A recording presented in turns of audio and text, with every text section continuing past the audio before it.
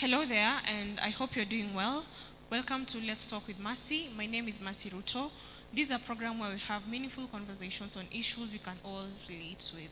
And today we have a very sensitive topic, one which most women and girls can relate with. And on any given day, hundreds of millions of girls and women around the world are menstruating, yet a substantial proportion of them lack the knowledge and the means to manage their menstrual health safely. This is as a result of gender inequality, cultural taboos, poverty, and lacking basic sanitation and hygiene products. In some areas, it gets to restrictive and discriminatory practices such as being forced to live in a menstruation hut. This impacts the ability of girls and women around the world to fully participate in their communities and to access education and equal economic opportunities like our male counterparts. And with me on the program today, I have a friend of mine I've known for a couple of years so that you can have this conversation together. Karibu sana to the program. Asante. Yeah.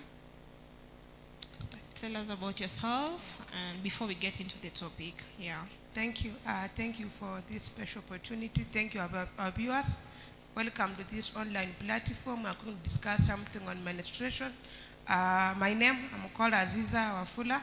Wafula is my dad. I'm born again. I love Jesus Christ. I fellowship in Shalom Deliverance Church. I serve with my special host, Mercy, in the same church, in the same ministry, and I'm privileged. Yeah. Simple introduction. I said I'm called Aziza Wafula. I'm born again. I'm a nurse by the grace of God. Currently working in Tenwek Hospital. Marital status, not married. I trust in God. I hold like Abraham. He who promised is faithful. Yeah, that's my simple introduction. Welcome to the discussion. How long have you been a nurse practitioner? Wow. This is my 6th year in the field, yeah. Yeah. This is my 6th year in the field.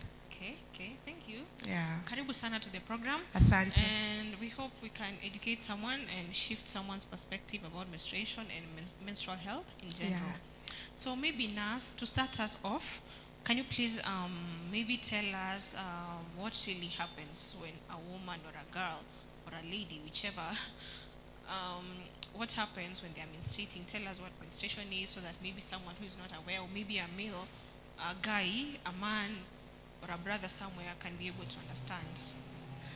Simply, menstruation, it simply means the flow of blood in the other products from the layer of the endometrium through the birth canal. Like it only happens in ladies. Men don't menstruate. It simply, it flows, it's actually a flow of blood in the other products from the walls of the endometrium. Like specifically, the wall of the uterus, in the specific layer of the uterus, the endometrium. Like there are so many layers of the uterus. Uterus has several layers, but specifically for menstruation, the layer that is broken is the endometrial wall. And the process is hormonally controlled. Like you don't have control over, like huwezi itaanza kesho, itaanza what time, what causes it. Like it is something that is controlled by hormones. Yeah. How long does menstruation go for? It takes 3 to 5 days. Yes. To some people. And the cycle takes 21 to 35 days to some ladies. Yeah. And the other one takes 21 to 45 days. But it depends with the individual. Yeah. Like in medicine, like we don't say it because it might take 2 days, we pia wanna take 2 days. Yeah. Like it is an individualized cycle. Kila mtu akona cycle yake. Yeah. Yeah. So Takes, nurse, sorry to cut you. It's okay. So when we say a cycle lasts anywhere from 21 to 45 days. Yeah. 21 to 35, sorry. Yeah. So anything more than 35 or anything less than 21 is considered as abnormal. Yeah. Medically, sindio? Yeah, it's considered as abnormal. Also, the same goes for how long menstruation goes for. Anything less than 2 days, anything more than 7 days is abnormal, right? Yeah, it's abnormal, yeah. Okay. So, when we were starting, I said that actually menstruation is something that limits women from accessing education and economic opportunities equally like the men. Yeah. So, do you think there are women and girls in Kenya and even around the world are adequately informed on menstrual health matters? Do they know how to take care of themselves during that time of the month? Do they know how to eat well? Do they know how to look out for abnormalities? Like we've mentioned two abnormalities about menstruation. So do you think women are adequately informed about menstruation and menstrual health? Yes, it might be yes, and it might be no. From the research, I was reading an article, a research done by an organization called PATH, P-A-T-H. The research was saying that about 65% of the ladies are not informed. That's a big, actually that's more than 50% of the population of ladies and women. Yeah. So that's a very large percentage. Like quite a big number, our Jewy, like unamuka tu asubuhi, and actually it was saying that it starts at the age of 8 to some people, others start at the age of 12, but it goes up to as late as 45 years to 55 years. Yeah. So kuna tu mtu maybe maybe you are 16 years unamuka and then you're like, it's not happening. or maybe a grandmother amekuwa mzee, maybe or maybe a mother is 50 years, maybe I expect her on a period, and then I go like, this age I'm still having periods. Yeah. So actually a large percentage of people are like watu wengi hawajuangi, like mtu ajui itakuja lini, like it's hormonally controlled, but pia watu wengi hawakuangi informed. Like somebody is not informed at this point of at this point in my lifetime, nitakuja ku experience hii na hii. Yeah. Okay. And before I get into the male population, do you think is there something that can be done to make sure there's a balance to the level to which the population of women is informed about menstrual health and menstruation in general? Yeah, something can be done. Something can be done. Like one of the way ni kwamba introduce kwa syllabus at an early age, maybe hata ukiwa class 2 or maybe class 1, mtu anaanza kuambiwa ukifika maybe 8 years, ukifika 9 years, ukifika 10 years, unaanza kuona something happen kwako. So like you grow up knowing I'm expecting something. I'm expecting something at ikifika a certain age, I'm expecting something. Like in the syllabus too, wasingojea ati mtu anafika maybe class 6, class 5 ukifunza hizo puberty changes, ndio mtu msichana anaanza kufunzwa, yaanza kufunzwa tu huko nyuma. And you can even put in the Sunday school. Mtu akienda Sunday school at an early age anaanza kuambiwa ujue ukifika class 5, ujue ukifika class 3, ujue ukifika, like iko tu kitu yenye mtu anakuwa informed at an early age. Na pia wasikuwa watu wanaambia wasichana peke yao, like ati dem tu ndio anajua, pia boys waambiwe. You see, once my brother is fully informed, and fact maybe my brother hakujua, maybe tukiwa wadogo because of maybe ilikuwa inaonekana kama tabu, but you see if my brother is well informed, or maybe my cousin is well informed mdogo, akaenda sister yake anaona okay, hii si abnormal, unaona like village. Na kama mtu anakwenda ako like hiyo nguo na you see inakaa kitu awkward in the village, and even still in town, not only in village, still even in town it sounds inakaa kitu awkward. And like it's something that you don't have control over, something yenye hujui itaanza lini, itaisha lini. So it really helps when the male counterparts are informed. Once a boy child akijua that support, can comfortably tell my brother I'm expecting my periods from next week. Ukienda town, pick for me always unilete. You see hiyo itakaa like haitakaa kitu awkward. I can comfortably tell a colleague at job, nasikia, please excuse me, I couldn't get some parts in the house, nikuwe prepared. You see, haitakaa kitu awkward like unaambia, ikata unaogopa kuambia mtu uko zile za acha tu ikae. We should normalize the matter and actually conversations about it should be tuwe tu kitu normal, like tu mtu anaita wala tu kisneeze ajue tu maybe nika home or something. Well, okay, and Nas, do you think there's equal access to sanitary products, sanitary and hygiene products for girls and women around the world, or even in Kenya? Not really. What we were reading, still from that PATH research, it was saying that actually a very large percentage of girls, they don't have access to quality. You see, the issue is just access to pads. The issue is access to quality pads. Yes. Because the pads yenye utatumia ikuwe kama tissue. You get?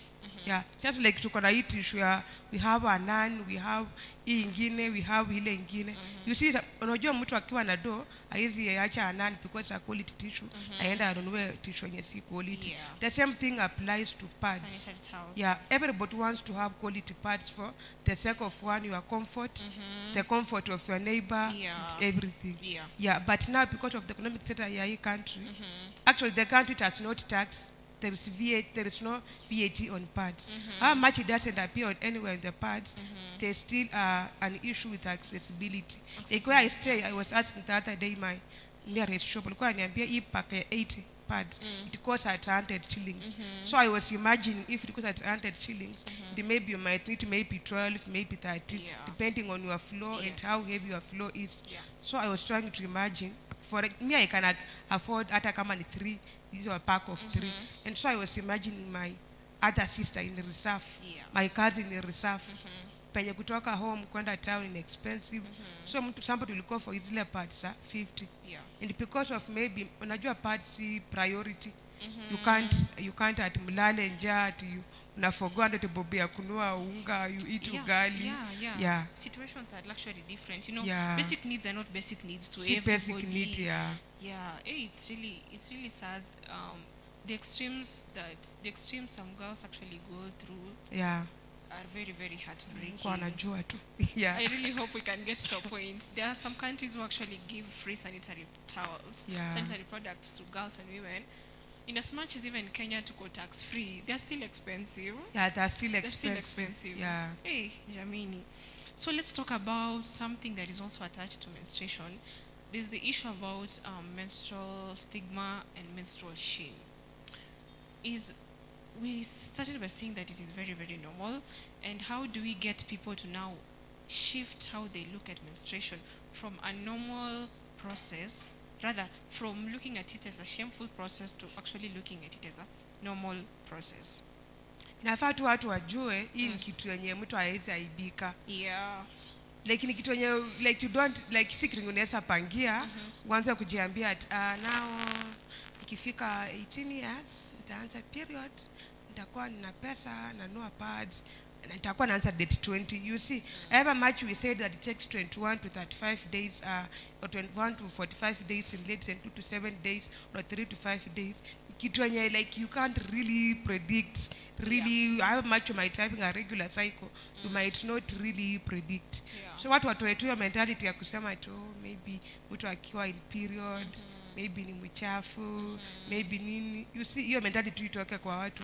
It's just something normal. Yeah. It's something normal. And actually, even I just wonder if ukifika 28 years into have never seen a period. You know, actually that's not normal. It's not. Yeah, it's not normal. So because that's a normal phenomenon of the body and you have no control over, people should just accept it like just any other condition.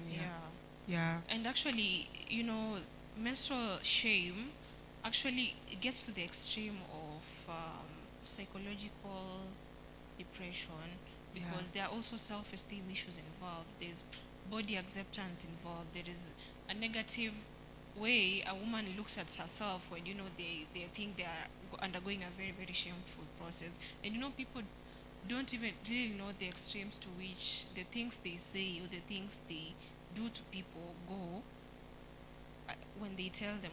Mtu tunafikiri amesema kitu and that is it, kumbe ajui amekwaza mtu vibaya sana. So maybe if we can just shift our perspective, shift our mindsets on how we look at menstruation, then I think we are going to have a healthy society in general. Ianze kutangazwa mapema. Tuange tu nikifika 10 years maze kuna kitu nitaanza kuona.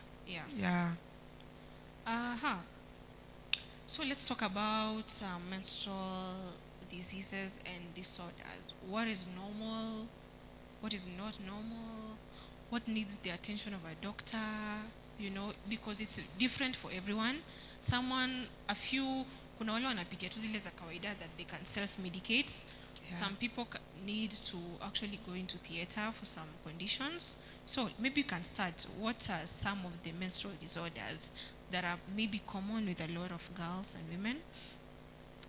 Tell us. Okay, maybe before we go there, maybe you can start with premenstrual syndrome. in premenstrual syndrome, it simply means a combination of both emotional, physical, and psychological things that happen. 14 days, like they happen immediately after ovulation, and to some people they stop immediately they start periods. Like you see some changes they happen. It might be emotional, it might be physical or psychological. Like your mind starts sensing kwa hatari mahali nagonga ikikuja. Okay, some of the signs, some of the premenstrual syndrome, some people have headache.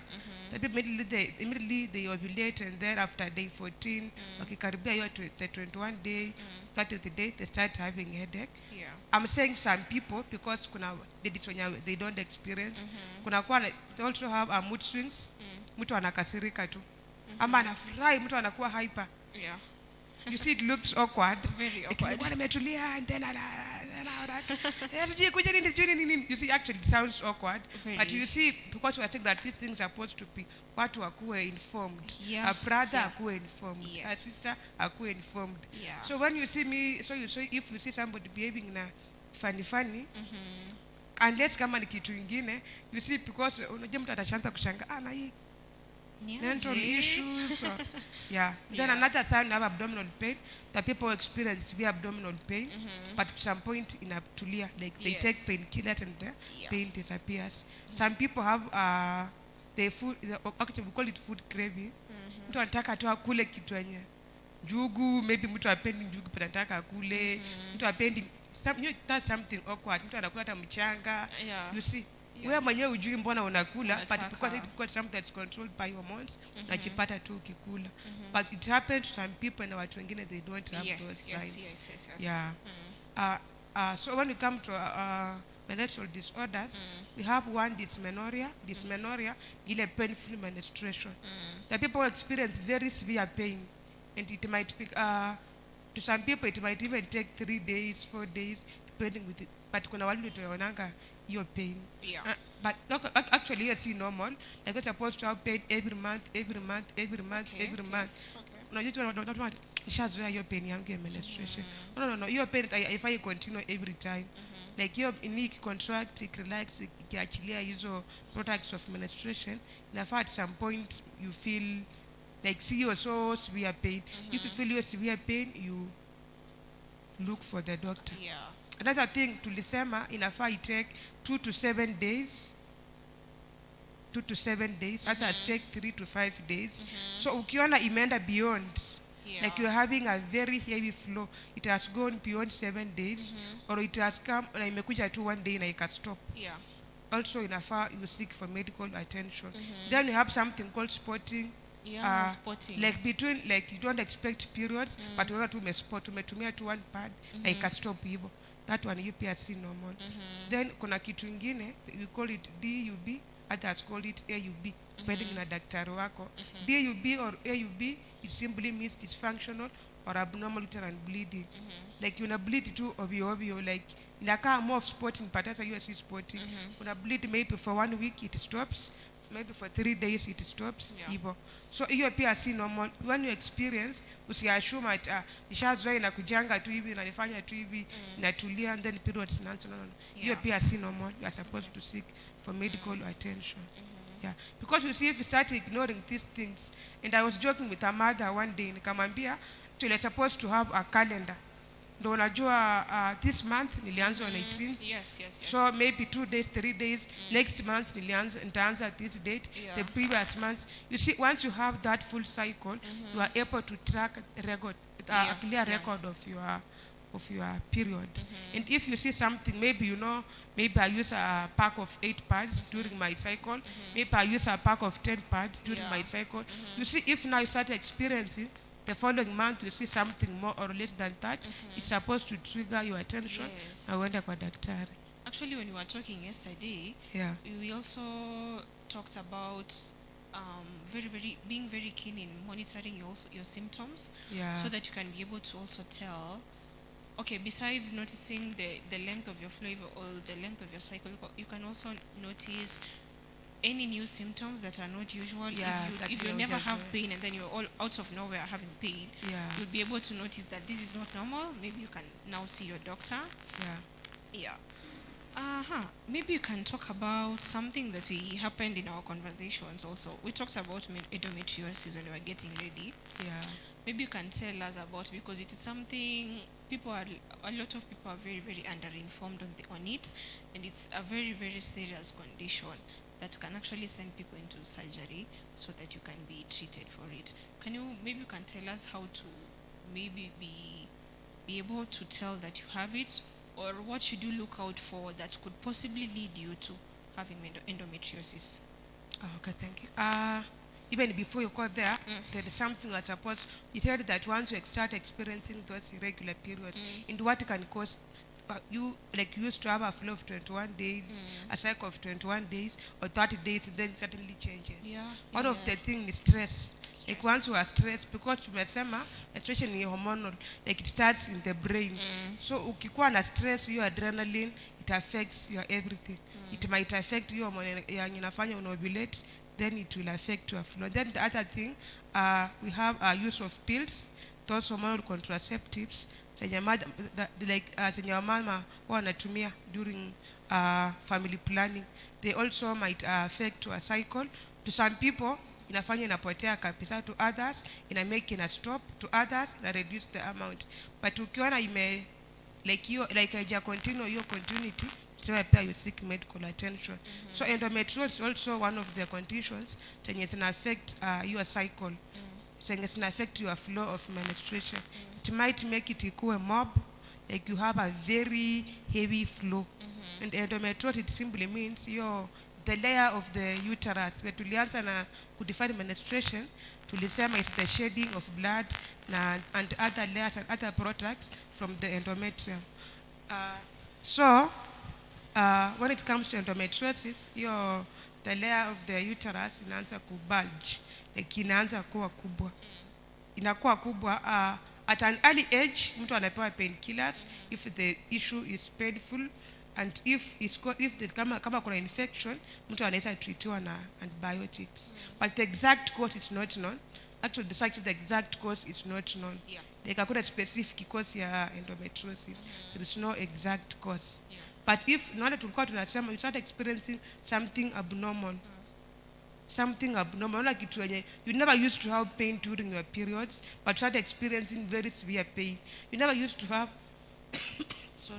you used never to have a very heavy flow, but you start realizing imeanza kuwa na very heavy flow. You never used to have a flow your flow used to be so regular. Then you started realizing all of a sudden flow yako imechange. Like inakuja so unregular. So some of these conditions, like endometriosis, if it is diagnosed early, something can be done and it can be combated. Yeah. But if mtu asipo diagnosed early, it might take somebody to surgery. Because the uterus itakuwa imekuwa kubwa, you see utakuwa unakuwa na very severe pain, hizo pressure symptoms. Yeah. Utahitaji kwenda kufanywa surgery, they scrap and remove all those layers, so that your uterus comes back to normal.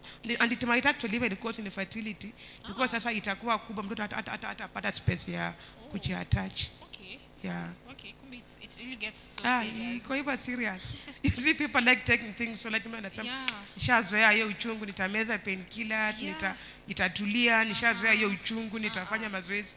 Usiaizoea, don't zoea these things. Yeah, don't zoea. Hii kuzoea, it might take you to surgery. Kabisa. Yeah. So let's look out for ourselves. Let's be able to know what is not normal and what is normal.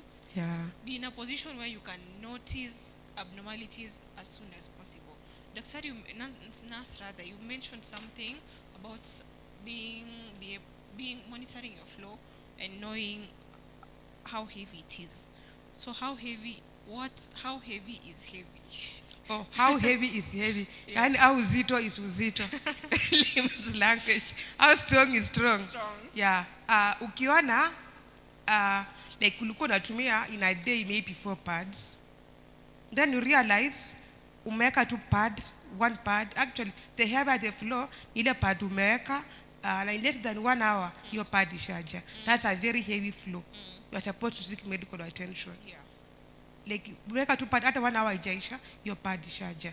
Na kitambaa huko una experience hivyo. Yeah. That's why ni vizuri ku keep records. Unajua nilikuwa natumia 3 pads in one day. ilikuwa natumia 2 pads at night, ilikuwa natumia 5 pads at some point maybe, na unaona all of a sudden imechange. Yeah. So how heavy is heavy, or how strong is strong, or how maybe Bad is bad. how bad is bad. Yeah, ni vile ulikuwa ni vile umeona track record zako azingiani. Yeah. Na vile the flow iko. Yeah. Thank you. Welcome. Maybe since we've come to the end of that's all the time we had, maybe you can give us our final remarks alafu tumalize. My final remark, I began by saying, let's all remember, kama tutasahau kila kitu, let's all remember menstruation inakontroliwa na hormones you don't have control over. The other thing, let's take this thing so positive. Like mtu asikuwa na, like school experience periods, you know there are some girls even don't go to school because of your stigma. So let's take this thing so positive. Your sister tells you nimeanza period kesho, unaanza kumtraumatize, sijui nini. No. Let's take this thing so positive because nobody has control over it. Yeah, and let's keep clear records of a period. Like unajua, though at some point maybe there are some people when they travel places zingine it changes. But if it change, can you come back to a calendar and keep a clear record of your calendar? You see this thing, if like ukikuja MCH tunakuulizanga hiyo swali, tuna maswali ya clinic, damu ya mwezi uliona mwisho lini? You see if kama ukumbuki something, so hata tadingine you feel like niulize mtu pole pole mtu atisikie. You see you're supposed to keep, you want to keep this clear record. It will also even help you to kujua, it also helps in conception, time and everything. Actually, if you need help with keeping records for your period, there are apps for that actually. There are apps for that, and they actually they don't just take when you start or when your period ends. There are other factors that are taken into the app. Okay, you can just go on Play Store and find one that is convenient for you. I use one, and it is really helping me just to put all that information together. It's artificial intelligence, and it really helps. Technology ni mzuri sana. So we've come to the end of today's program. I hope you've learned. I hope tumekusaidia. I hope we've really helped you. If you're trying at least take one thing, I know you cannot maybe take everything, just try and take one thing from this program. And yeah, so we'll see you next time. Great conversations always happening right here at Let's Talk with Mercy. See you next time. God bless you. God bless you.